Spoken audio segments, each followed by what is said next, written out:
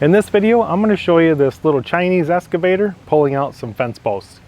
Now, if you think you're just going to chain up the post and pull it right out of the ground, that's not going to happen, especially here in the Midwest. These posts are 48 to 52 inches in the ground.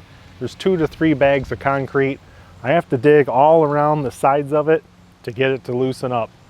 The best way to do is when you are lifting, if you go side to side and you're just kind of wiggling it out of the hole, that's the best way to remove them. So let's check it out and see how it does.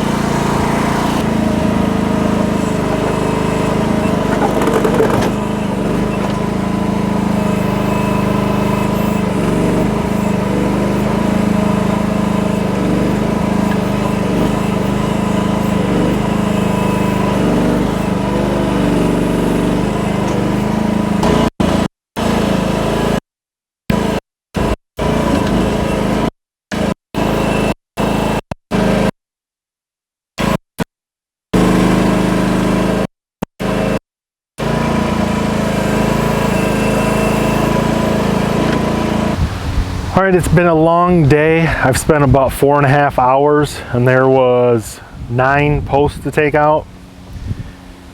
And you might not be able to tell with the camera, but these things were 48 to 52 inches deep.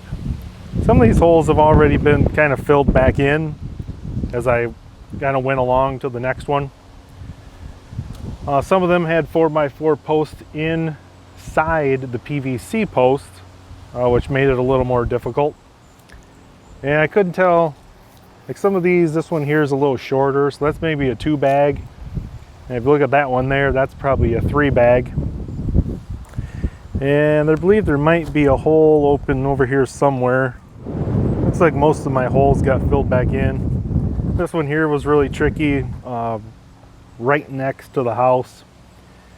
The only thing I don't like is the width of the bucket. I wish it was a little narrower for doing stuff like this. But I'm just kind of pan back here and show you guys. Looks like a little mini disaster.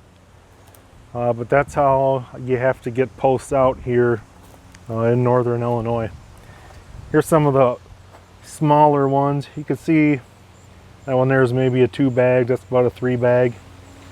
And those are, I believe they're probably 10-foot 4x4s, and some of those were inside these PVC fence posts, which didn't make it too easy to dig out. Anyway, it's all done and burned about, I'd say almost 3 tanks of gas in this little machine, but it got her done. So when it comes to pulling out fence posts, maybe you're pulling out stumps, whatever you're going to be using these for, don't think they're going to do a big job really quick. They're not a monster machine. They're fairly lightweight. They're only around maybe 2,200 pounds.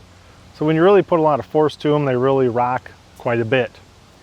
Once you get used to the controls, you know, once you use these for the first time, you're going to be pretty herky-jerky. But once you get used to the controls, for the price of these things, you really can't beat them. Hope you guys enjoyed the video, and thanks for watching.